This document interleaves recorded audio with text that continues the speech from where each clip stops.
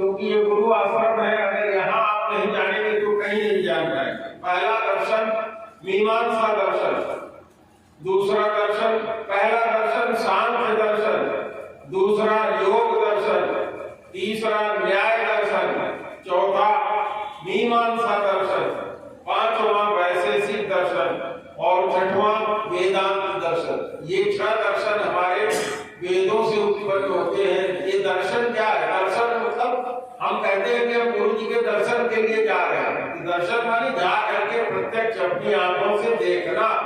तो वेदों में क्या लिखे हुए हैं? मंत्र, और उन मंत्रों का यदि हम पारायण करें तो भगवान का स्वरूप क्या है, भगवान कौन है, कैसे मिलते हैं, क्या करना चाहिए, ये गुरु के पास जाने पर गुरु हमको बताता है। तो ये 6 दर्शन है, ये 6 दर्शन, ये 6 प्रकार है जो हमको बताते हैं कि कैसे भगवत की प्राप्ति होती है।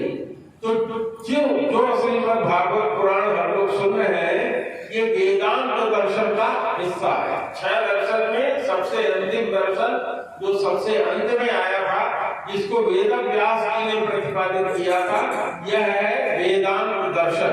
ये 6 दर्शन जो लिखे हैं, तो वेदांत दर्शन में, वेदांत दर्शन को समझाने के लिए उन्होंने एक सूत्र बनाया जिसको कहते हैं वेदांत सूत्र। वेदांत सूत्र में वेदांत नाम की एक पुस्तक है वेदांत दर्शन की, इसमें 4 अध्याय हैं। प्रथम अध्याय में भी 4 अध्याय हैं, दूसरे अध्याय में भी 4 अध्याय हैं, चारों अध्यायों में 4-4 अध्याय हैं। इस तरह से कुल 16 अध्यायों से मिल करके यह दर्शन बना है। और इस दर्शन में हर चीज को सूत्र के रूप में प्रतिपादित किया है। जैसे वेदांत दर्शन का प्रथम सूत्र क्या है? अथातो ब्रह्म जिज्ञासा। अर्थ का मतलब होता है, जैसे श्री गणेश कहते हैं, माने अब हम प्रारंभ करते हैं, बस सूत्र इतना ही है, अथातो ब्रह्म जिज्ञासा, प्रथम सूत्र। और उसका दूसरा सूत्र है जन्मांतस्य। तो अथातो ब्रह्म जिज्ञासा का मतलब क्या है? अब हम ब्रह्म की जिज्ञासा करते हैं। ब्रह्म क्या है? बिना इसको जाने हम समझ नहीं पाएंगे। ब्रह्म वो है जो खुद, इसके अंदर समस्त शक्तियां हैं, समस्त शक्तियां निहित हैं, और उन समस्त शक्तियों से जो अपने खुद बड़ा है, दूसरे को बड़ा कर सकता है, जिसमें अपनी सारी सामर्थ्य दूसरे को जो दे सकता है, लेकिन इसका स्वरूप क्या है? निर्गुण है। इसका स्वरूप क्या है? निराकार है। तो इसी को स्पष्ट करते हुए भागवत, श्रीमद् भागवत के प्रथम स्कंद के दूसरे अध्याय के श्लोक को मैं आपसे उद्धृत करता हूं, बताता हूं। क्या है कि भगवान या ब्रह्म क्या है? जो तत्वों की जिज्ञासा से करने वाले हैं। जीव को क्या करना चाहिए? तत्वों की जिज्ञासा करनी चाहिए। इस संसार में एक ही तत्व है, और वह तत्व कौन सा है? ब्रह्म। उसी ब्रह्म को तत्व कहते हैं, और इस ब्रह्म का 3 नाम है। तो वदन्ति तत्तत्त्वविदस्तत्त्वम् यज्ञानमद्वयम् ब्रह्मेति परमात्मेति भगवानीति शब्दते। कहते हैं कि आध्यात्म को जानने वाले लोग, जो आध्यात्म का मतलब क्या होता है? अपने को जानना, स्व को जानना, अपने को जानना। अपने को जानने की परंपरा को बताने वाले विद्वानों ने वेद में जो प्रतिपादित किया है, उस अद्वितीय तत्व को ब्रह्म कहा जाता है। इतना जानना ही संपूर्ण ज्ञान है, और इस संपूर्ण ज्ञान को एक ही शब्द जिसको ब्रह्म कहा जाता है, जिसको परमात्मा कहा जाता है, और जिसको भगवान कहा जाता है, इन 3 शब्दों से उसको पुकारा जाता है। बात थोड़ी सी कठिन है, लेकिन दिमाग से परे नहीं है। इसको आप समझ गए होंगे कि इस संसार को उत्पन्न करने वाला, इसको चलाने वाला, इसका प्रलय करने वाला, जिसके कारण यह संसार है, सत्य सा प्रतीत होता है। यह सत्य संसार वास्तव में भगवान की माया से बना हुआ है। हमारा शरीर भी कहा जाता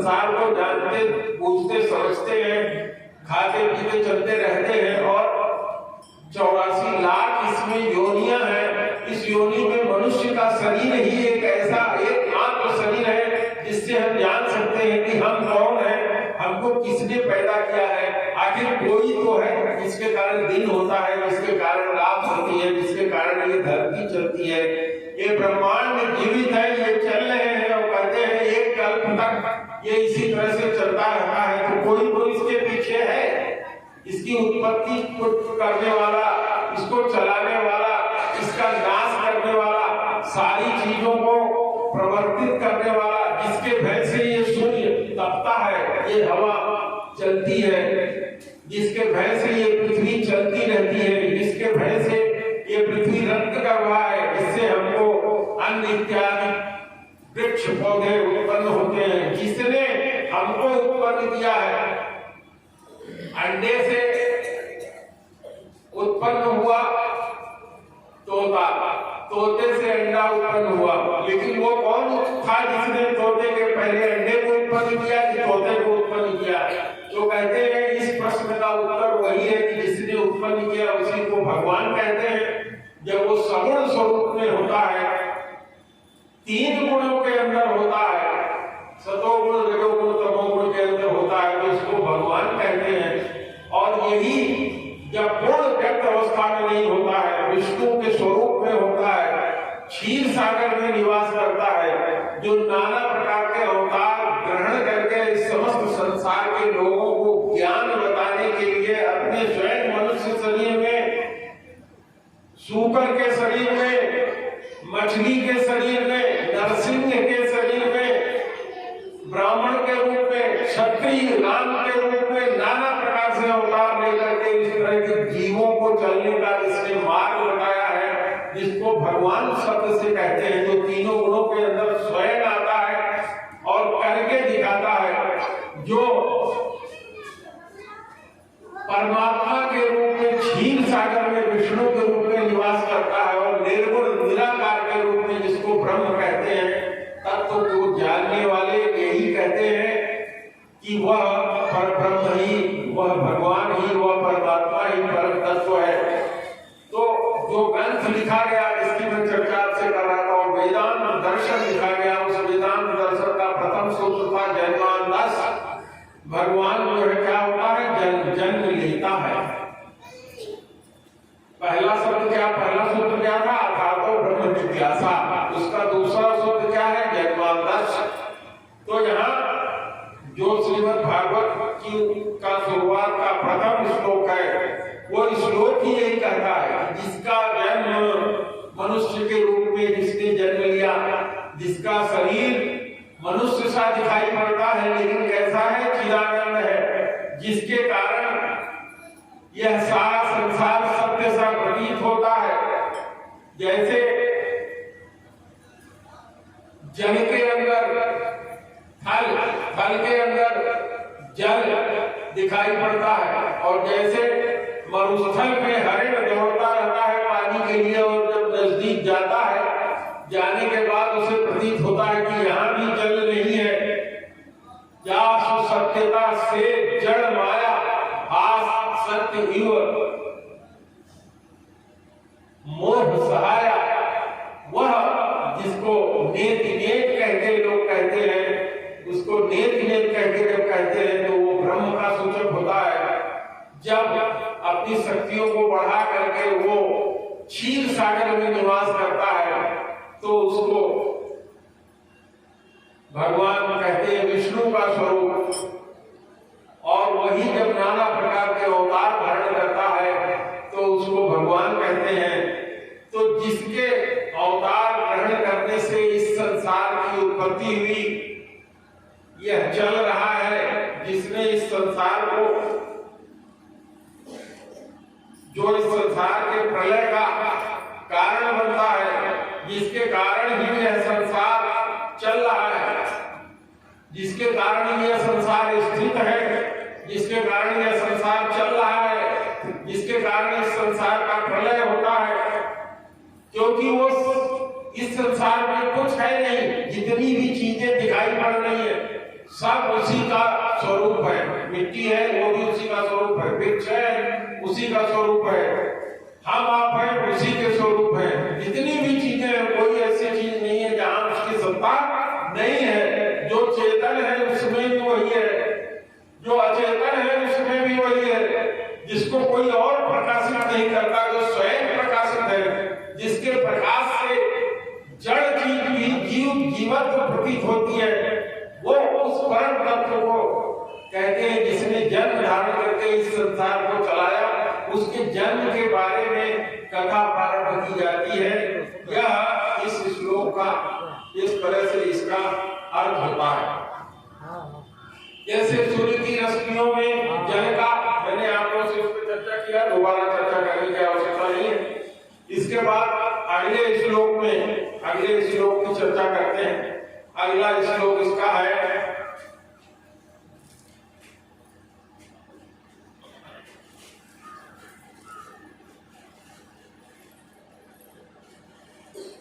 धर्म प्रोजित कैटवो अत्र परमो निर्मत्सराणां सदा वेद्यं वास्तवमत्र वस्तु शिवदं तापोत्रय उन्मूलनम् श्रीमद्भागवते महामुनिकृते किं वा पैरीश्वरः सद्यो ह्यवर्ध्यते यत्र कृतिभिः शुश्रूभिः कहा कि धर्म के बारे में जैसे हमने चर्चा किया था, धर्म क्या है। धर्म में ये जो चार चीजें हैं, धर्म अर्थ काम मोक्ष, ये एक तरह से कांटा है, कंटक है, और इस कंटक को जो नहीं चाहते अपने जीवन में, ऐसे लोगों के लिए यह भागवत धर्म प्रचलित हुआ है।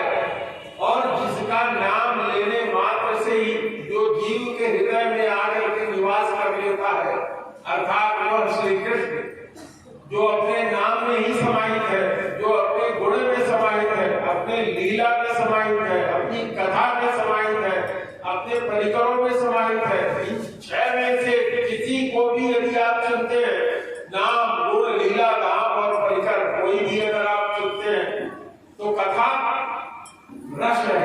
कथा बहुत आसानी से सुनी जा सकती है, बैठ कर के कान के माध्यम से मस्तिष्क में प्रवेश करती है। तो कहा यह भागवत धर्म, यह भागवत ग्रंथ ऐसे लोगों के लिए है जो धर्म अर्थ काम मोक्ष को कांटे के समान मानते हैं। महामणि वेदव्यास के द्वारा निर्मित इस महाभागवत पुराण को उन लोगों के लिए बनाया गया है जो मोक्ष को नहीं चाहते, मोक्ष पर्यंत भगवान के परम पद को, प्रेमास्पद परम पद को चाहते हैं, जिसको सुनने से यह प्रेमास्पद परम पद प्राप्त हो जाता है। ऐसा यह भागवत का ग्रंथ है। इस श्लोक में ये बात कहा गया। तीसरा कहा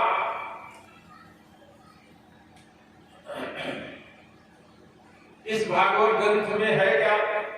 निगम कल्पतरोर्गलितं फलं सुखमुखातव अमृतद्रव संयुतं पिबत भागवतं रसमालयं मूर्खो रसिकां भुवि भावुका।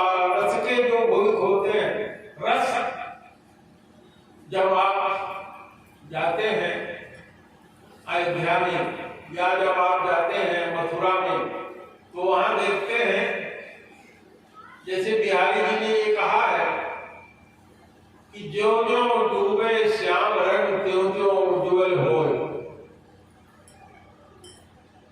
तो भगवान का ये जो नाम है, गुण है, लीला है, धाम है, इसमें जो रसिक है वो नाना प्रकार से भगवान के नाम के गुण का, लीला का अनुसरण अपने जीवन में करके जिससे आनंद का, आनंद रूपी रस का ग्रहण करते हैं, और जिस रस को ग्रहण करने मात्र से भगवान श्री कृष्ण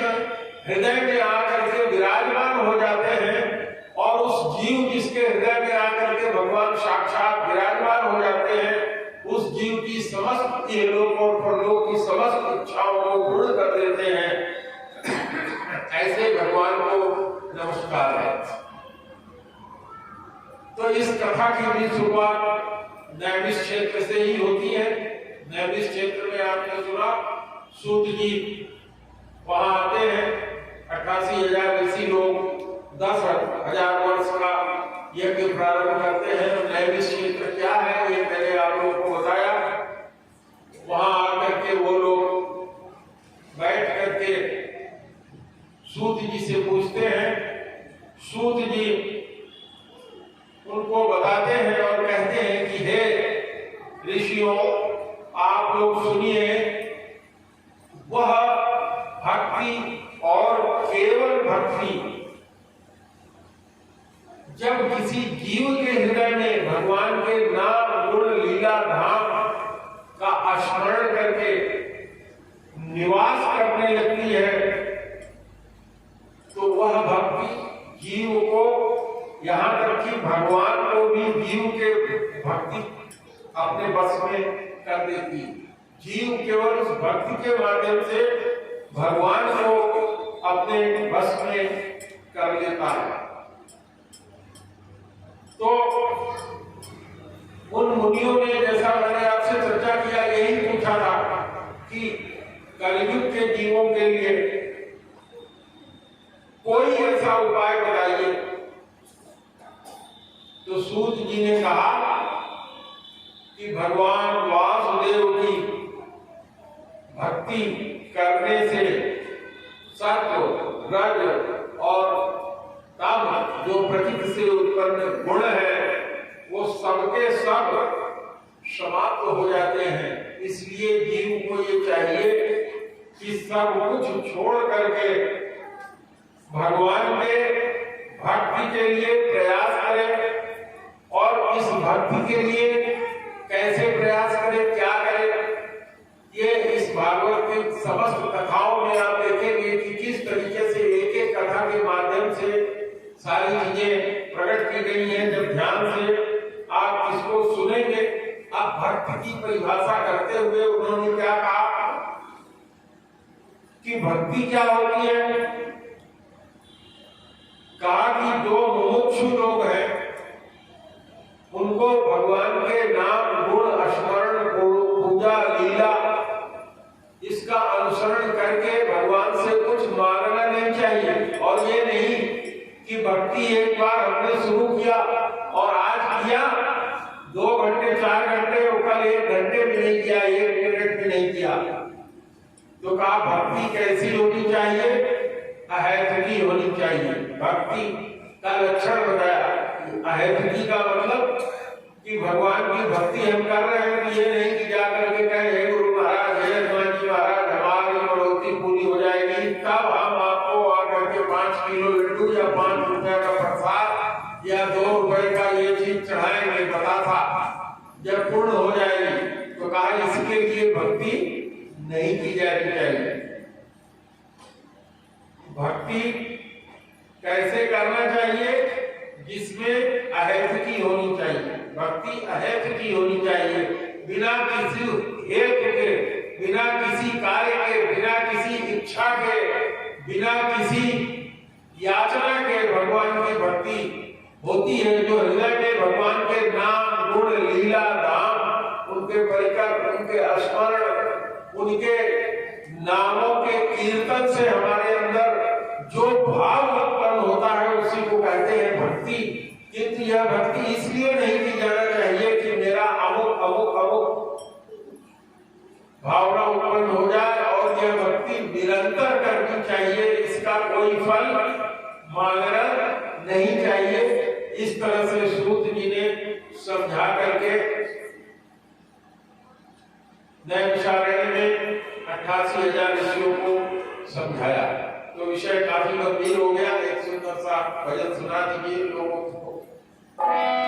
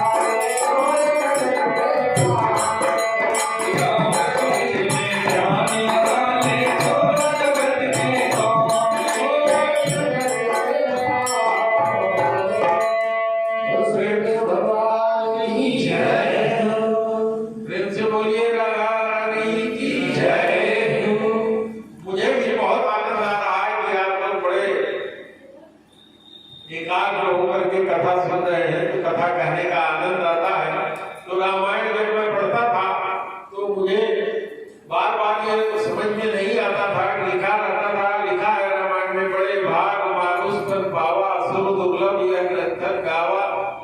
और दुनिया भर का पढ़ने के बाद लेकिन गुरु की कृपा से यह बात समझ में आई कि ये मनुष्य का शरीर क्यों मिला है, भगवान की भक्ति करने के लिए मिला है।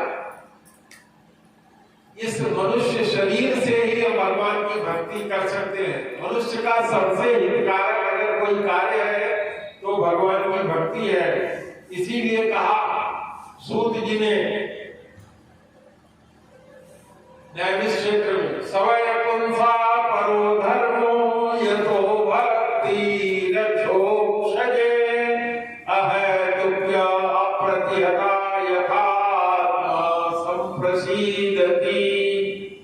कहा हर एक मनुष्य का यह परम धर्म है कि मनुष्य का शरीर पाकर के यथोचित अर्थात भगवान श्री कृष्ण की भक्ति करे और भक्ति करने मात्र से ही भगवान हृदय में आकर के बैठ जाते हैं और जीव के अंदर के समस्त कलुष को, उसके अंदर निवास करने वाले समस्त अवगुणों को दूर करके अपना परम पद प्राप्त करा देते हैं।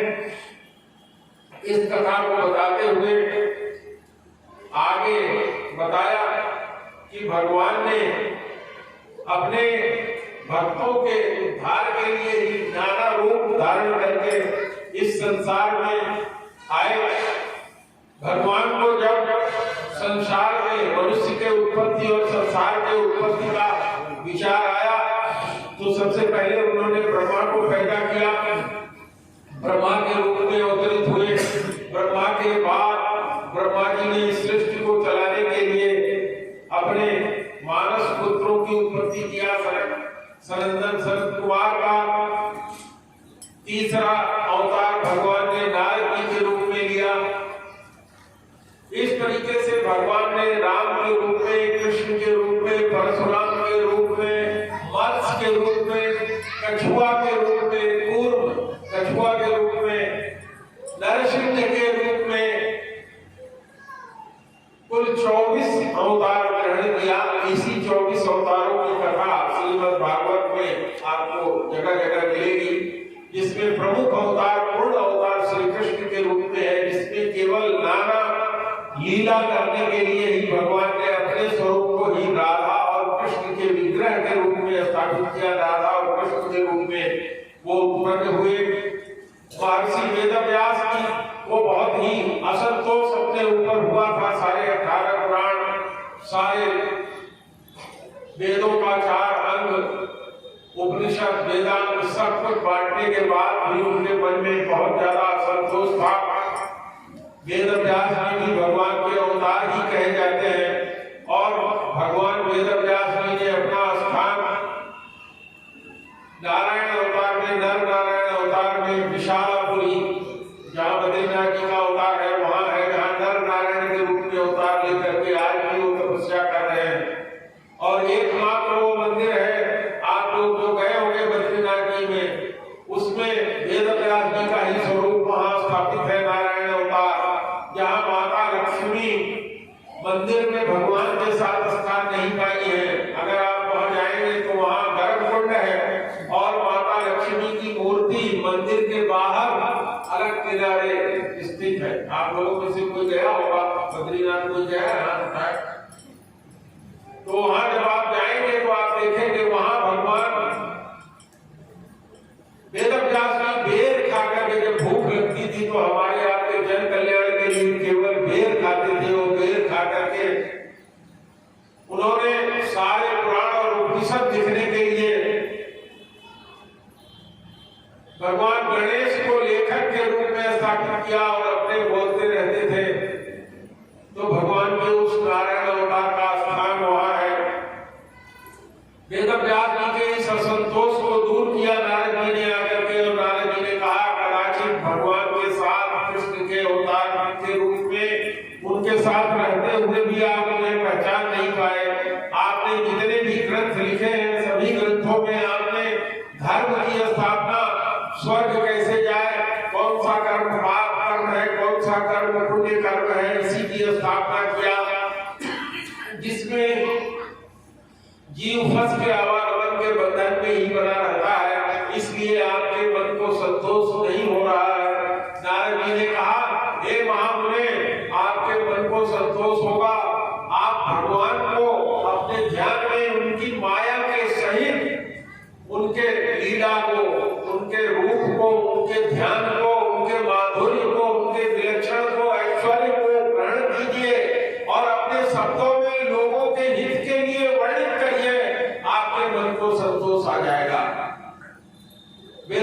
जी ने स्वीकार किया कि कदाचित मेरे से यह भूल हुई है, और उन्होंने अपने उम्र के अंतिम स्टेज में जाकर के फिर से ध्यान किया और उन्होंने भगवान की माया, भगवान कृष्ण को स्वयं उनकी एक एक लीला, उनके गुण, उनके धाम, उनके परिकर, उनके चरित्र, उनके वैशिष्ट को समझा और यथापूर्व उन्होंने 18,000 श्लोकों में हमारे आपके कल्याण के लिए लिख दिया।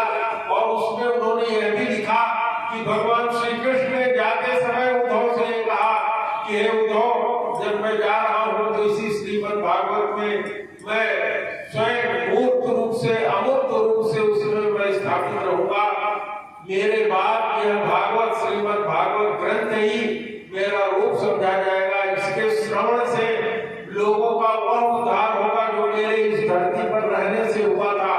मेरे निर्देशन में, मेरे साथ रहने से लोगों को जो प्राप्ति थी वो इस ग्रंथ के श्रवण से, इसके दान से, इसके पारायण से, इसकी कथा सुनने से, इसकी लीला करने से आपको मिलेगा। इसलिए भगवान वेद व्यास जी ने अपना असंतोष दूर किया और अपने इस असंतोष को दूर, उनके इस असंतोष को दूर करने के लिए नारद जी ने अपने जीवन का चरित्र बताया। अब अगर आप ध्यान से सुनिएगा, नारद जी ने क्या कहा कि मेरा जीवन, मैं एक दासी पुत्र था। ध्यान से सुनिए, मैं एक दासी पुत्र था। एक बार की बात है, बहुत से साधु लोग उस नगरी में आए जहां मेरी माँ दासी का कार्य करती थी। उस नगर में 4 महीने के बरसात के समय में जब वो लोग रुके तो उनकी सेवा का कार्य, उनका भोजन बनाना, उनके बर्तन, जूठे बर्तन साफ करना, उनके कपड़े साफ करने का कार्य हमारी माँ को मिला था। मैं कदाचित 5 वर्ष का बालक था। माँ के साथ उन साधुओं के भजन मैं सुनता था, कीर्तन सुनता था। जब वो भगवान के चरित्र की गुणों की व्याख्या करते थे तो वो मैं सुनता था। मेरा मन उसमें लग गया और उन साधुओं का जूठा उच्छिष्ट जो बचता था उसके खाने से मेरा मन बहुत ही पवित्र हुआ। यही चीज है जो आपको ध्यान देकर सुनने वाली बात है। सत्संग मिला नारद जी को। 5 वर्ष की अवस्था में दासी पुत्र होते हुए भी साधुओं का सत्संग मिला। सत्संगत संस्कृति कर अंता, सत्संग जो है जब मिलता है तो आदमी आवागमन के बंधन से छूट जाता है। जब वो साधु चले गए तो नारद जी कहते हैं कि मेरी माँ फिर किसी ऐसे ब्राह्मण के यहाँ कार्य करने लगी, दासी का, जिसके यहाँ दूध दुहने जाते समय एक दिन उसने सर्प ने ग्रहण कर लिया, काट लिया। और मैंने ये सोचा कि शायद ये भगवान की कृपा थी जो मेरे मन में यह था कि मैं बचपन से ही भगवान का कीर्तन करूं, भगवान का ध्यान करूं, भगवान का भजन करूं, भगवान का प्राप्त करने का जो उपाय उन साधुओं ने बताया है उसको अपने जीवन में मैं उतारूं। मुझे ये लगा कि शायद मेरी माँ अब नहीं रही तो मैं मुक्त हो गया। और उन्होंने कहा मैं जंगल में चला। जब जंगल में मैं गया, निर्जन जंगल में एक जगह स्नान करके जब मैं तालाब के किनारे वृक्ष के नीचे जिस तरह से बताया था स्वरूप ध्यान करने का भगवान का उन साधुओं ने, मैंने करना शुरू किया तो भगवान मेरे हृदय में एक क्षण के लिए उपस्थित हुए और उतने मात्र से ही उनके दर्शन करके, उनकी अनुभूति करके मैं व्यग्र हो गया। और फिर बार बार मेरा ध्यान टूट गया और मैं फिर प्रयास करने लगा कि भगवान का वह स्वरूप मुझे प्राप्त हो जाए। लेकिन उसी समय आकाशवाणी हुई कि हे नारद, तुम्हारे इस जन्म में तुम्हें मेरी प्राप्ति नहीं होगी। तो इस भागवत में आपको यही सुनने की बात है कि इस जन्म में यदि आप भगवान के नाम, गुण, लीला, धाम, कीर्तन, श्रवण करते हैं और अपने श्रवण रंग से अपने हृदय में अगर ले जाते हैं तो उसमें भगवान का वास होता है। और यदि इस जन्म में हम इसको पूर्ण नहीं कर पाते तो अगले जन्म में हमें उसकी पूर्ति होगी। नारद ने यही बताया कि भगवान की जो आकाशवाणी हुई उसने मुझे बताया कि हे नारद, तुम्हारे इस जन्म में इससे ज्यादा मैं तुम्हें अब दर्शन नहीं दे सकता। तुम्हारा अगला जो जन्म होगा वो मेरे पुत्र के रूप में ही होगा। और कहते हैं कि भगवान के नाम रूप लीला गान कीर्तन का असर ये हुआ कि मैं ब्रह्मा जी का मानस पुत्र हुआ, नारद कहलाता हूँ। नारद देखा निकल गयंता, दया लाज कोमल चित संता। तो ये भगवान के नाम का, भगवान के यश का, भगवान के ध्यान का, उनके पारायण का ही असर ये हुआ कि नारद जैसा, नारद के चरित्र को देखिए, सत्संग और भगवान के नाम गुण का असर कि नारद हो गए। गोस्वामी जी ने लिखा, नारद जी ने, व्यास जी ने, घट योनि ने, सब ने निज निज मुखर कही निज होनी। और भी उन्होंने बहुत सुंदर लिख दिया रामायण में, गति कीरत मति कीरत गति भूत भलाई, जो लगी जहां ये ही विधि पाई, सब जानहु सत्संग प्रभाव। सुंदर मत, सुंदर कीर्ति, धन, ऐश्वर्य, जो कुछ भी संसार में जहां तक कोई भी चीज प्राप्ति हो सकती है, वह सब भगवान के सत्संग से ही, साधुओं के संग से ही, सत्संग से ही प्राप्त होती है। सत्संग ही एक फल है, बाकी सब फूल है, सब साधन है। तो नारद जी के चरित्र से हमको यही मिलता है कि हम भी अगर इसे करें, यही चीज वेदांत में प्रतिपादित हुआ। अश्वत्थामा की कथा इसमें आते हुए ये बताया जाता है कि भगवान श्री कृष्ण उस समय आपने देखा ना, नारद जी ने कहा कि आप भगवान कृष्ण की माया और भगवान कृष्ण के कार्यों का, उनकी लीला का ध्यान कीजिए। अब मैं यहाँ आपसे चर्चा कर दूं। एक दिन, अभी बहुत जल्दी की बात है, इसी गर्मियों में मैं जब भागवत पढ़ता हूँ, आप लोगों से कहता हूँ, एकदम नवीन भाव, नवीन चीज, नई चीज मुझे मिलती है, मैं भी नया हो जाता हूँ। अब मैं बड़े दावे से कह सकता हूँ कि मेरे अंदर जो इसको जानने की प्रवृत्ति थी, वो अगले बार जब आपको मैं कथा सुनाऊंगा तो कुछ और ही आप सुनेंगे, वो कुछ और ही होगा।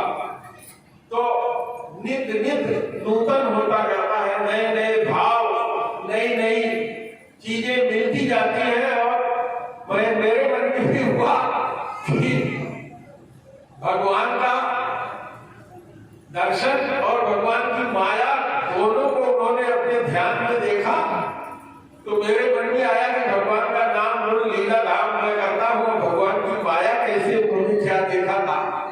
अगले दिन सवेरे मेरे साथ में इसी आश्रम की बात, यही इसी गर्मी की है, जुलाई महीने की, ऐसी समस्या उत्पन्न हो गई जिसको लेकर के मेरा नींद, रात भर मुझे नींद नहीं आई। मैं शाम को जब ध्यान कर रहा था, उसमें यही बात दिमाग में आई, और सुबह होते हुए मेरे सामने भगवान की माया आ गई। देखो मैं तुम्हें अपना प्रभाव दिखाती हूँ। मैं व्यग्र हो उठा, और आप ही लोगों में से एक मेरा शिष्य आ गया। सबसे मैं वो बात बता नहीं सकता था, उनसे मैंने अपनी बात बताई कि आज रात में ऐसे ऐसे मेरे सामने समस्या उत्पन्न हुई। और मेरे शिष्य ने कहा कि गुरुदेव, इसमें आपको परेशान होने की कोई जरूरत नहीं है, मैं 1 मिनट में इसको हल कर देता हूँ। और वास्तव में एक 5 मिनट के अंदर उन्होंने समस्या का निदान कर दिया। तो भगवान और गुरुदेव की कृपा से, मैं तो गुरुदेव की कृपा ही कहूंगा, भगवान की कृपा उन्हीं के माध्यम से, उन्हीं के कारण मिली। तो मैंने देखा कि भगवान के माया का प्रभाव जो मैं देखना चाहता था, वो मुझे उन्होंने दिखा दिया। तो भगवान की उसी माया को, भगवान की माया कौन है? राधा रानी। भगवान राम की माया कौन है? ब्रह्म जीव विच माया जैसे सीता जी। तो भगवान की माया क्या है? जिसमें जीव पढ़ करके अपने को भूल बैठा है। मैं और मोर तोड़ कर माया, यही बस कीने जीव निकाया, जिसमें हम सब कुछ भूल गए हैं। तो जब भगवान समझ में आ जाता है, उसकी कृपा हो जाती है, तो इस माया से मिनट भर में वो बाहर निकाल देता है। तो भगवान को मेरे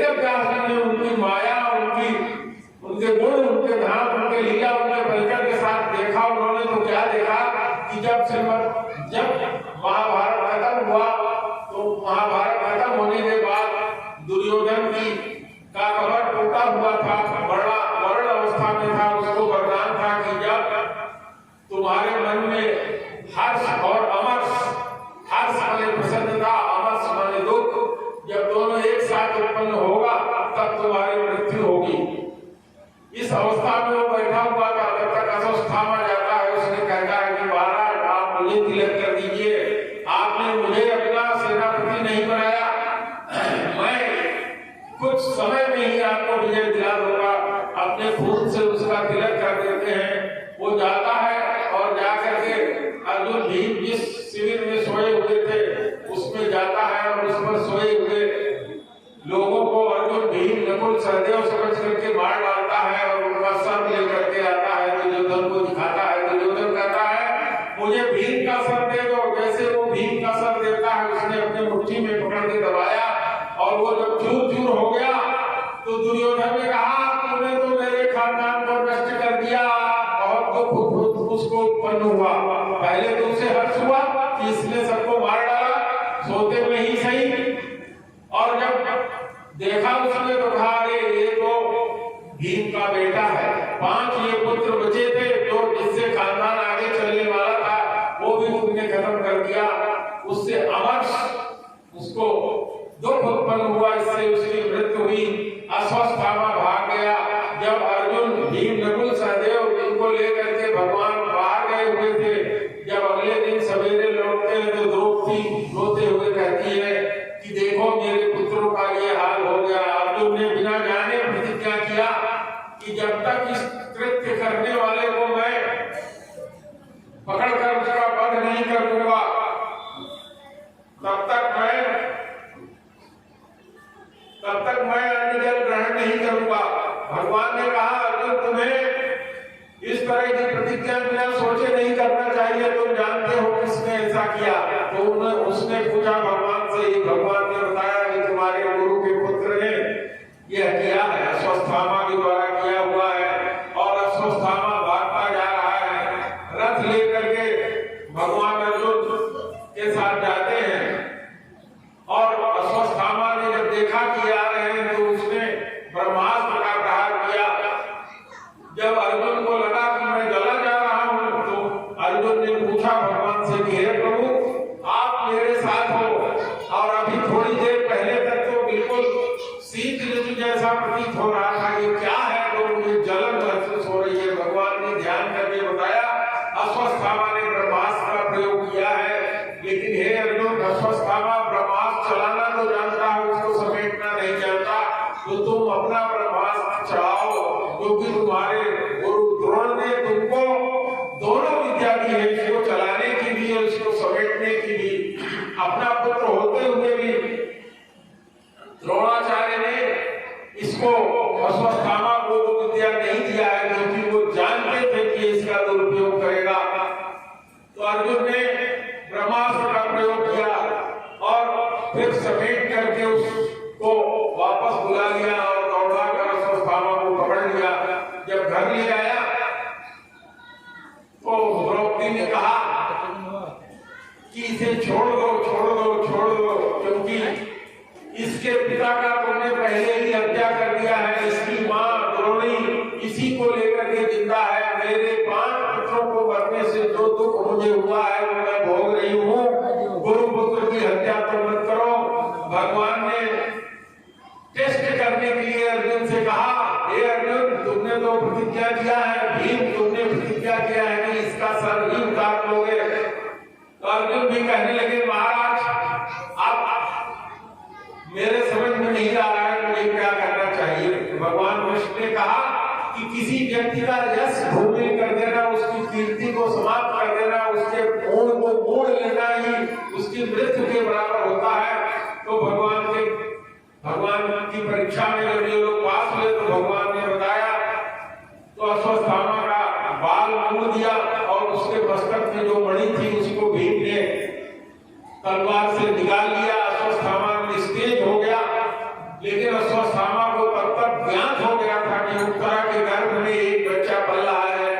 उसने ऐसा ब्रह्मास्त्र चलाया जिससे उत्तरा को जिंदा रहती, लेकिन उसके गर्भ के अंदर जो बच्चा था उसको होने लगी, बच्चा जलने लगा। उत्तरा ने भगवान कृष्ण को याद किया, हे योगीराज आप आइए, मेरी बहुत ही दुर्गति हो रही है।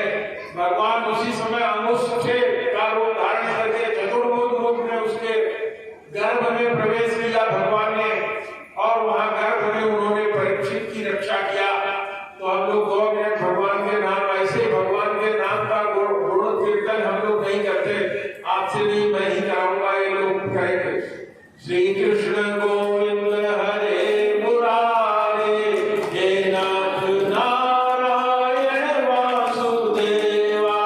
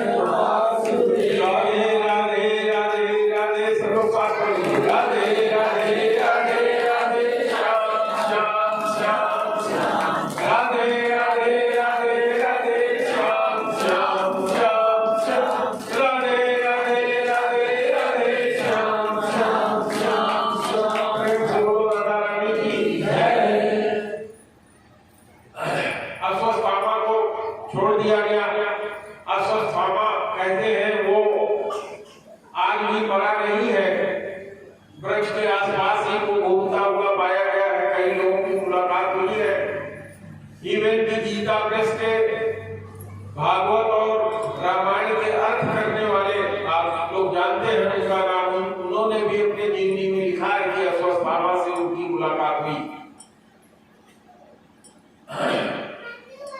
जब परीक्षित राजा बना तो बहुत ही प्रतापी राजा हुआ।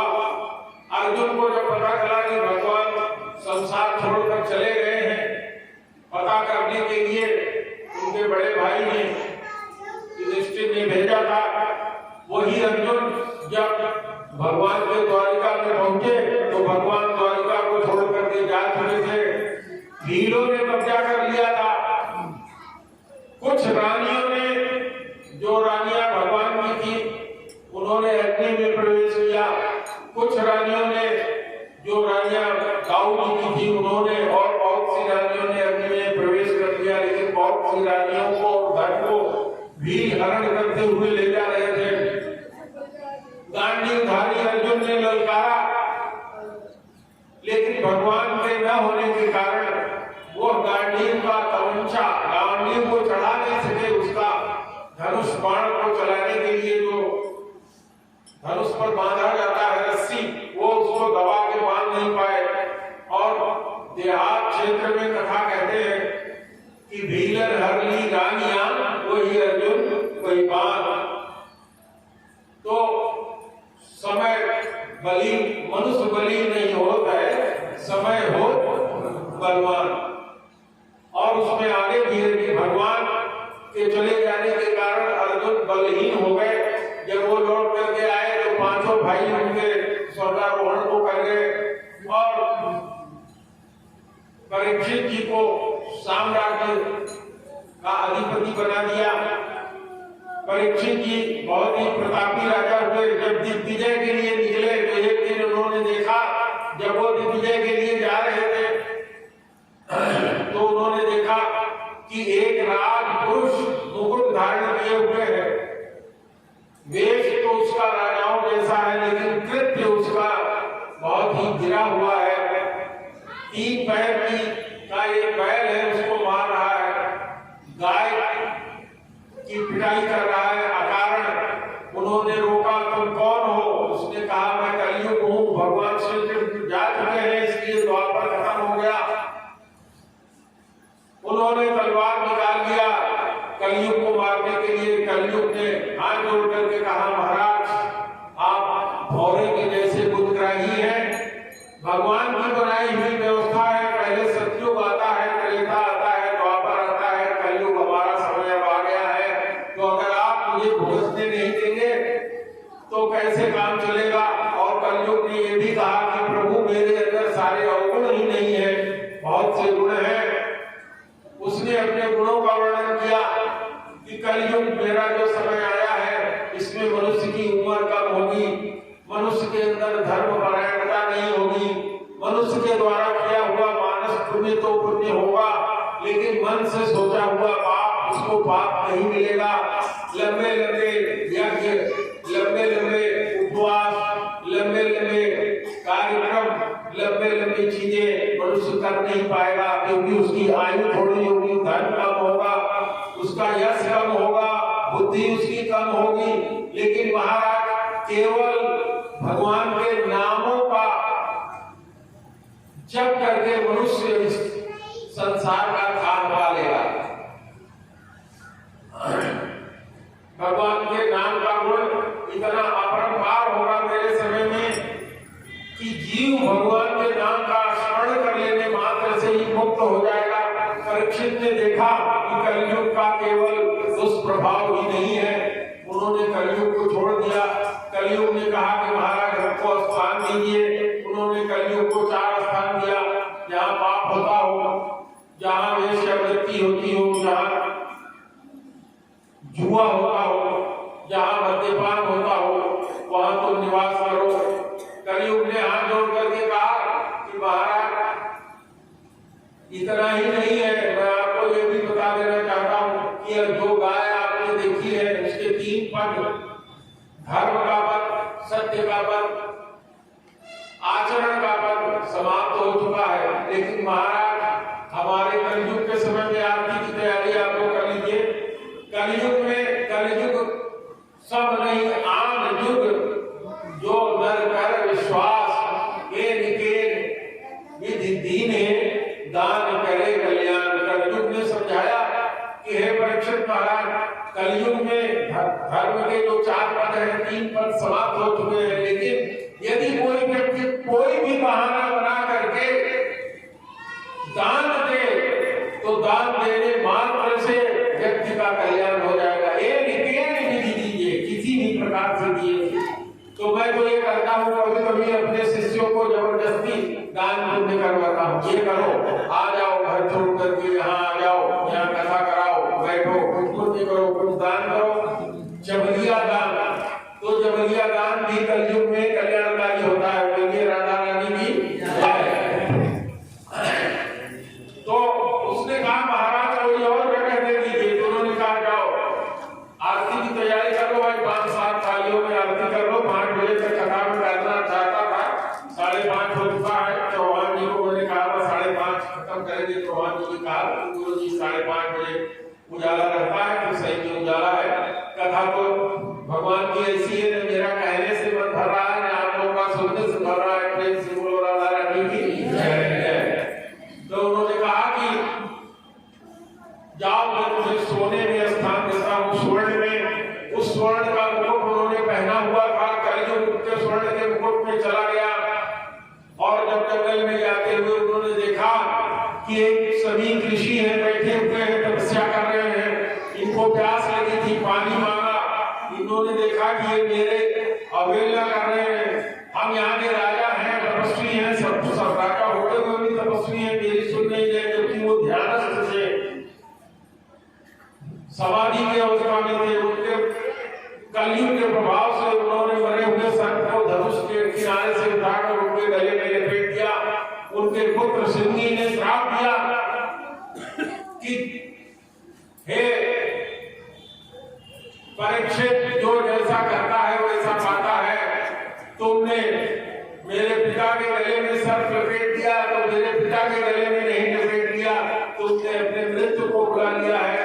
वही सर्प आपके 7वें दिन जा करके तुम्हें ग्रहण काटेगा, ग्रसेगा। तो हम लोगों को इसीलिए कोई भी कार्य करने से पहले सोच लेना चाहिए कि हम पराये के लिए ये कार्य नहीं कर रहे हैं, वो बोल रहे हैं पराये के लिए नहीं, इसमें मैं ही गिरूंगा। जब जाकर के उनके शिष्यों ने बताया, परीक्षित को बहुत तकलीफ हुई। परीक्षित सब कुछ छोड़ करके गंगा जी के किनारे अन्न और जल छोड़ करके बैठ गया। और उसी समय समस्त ऋषि आ गए और उसी समय सुखदेव जी भी आए। सुखदेव जी ने कहा परीक्षित मानसिक परेशान न हो। एक दो घड़ी में राजा खटवाक की मुक्ति हो गई। तुम्हारे पास तो 7 दिन है। भगवान की हरि कथा, उनके गुणगान करो,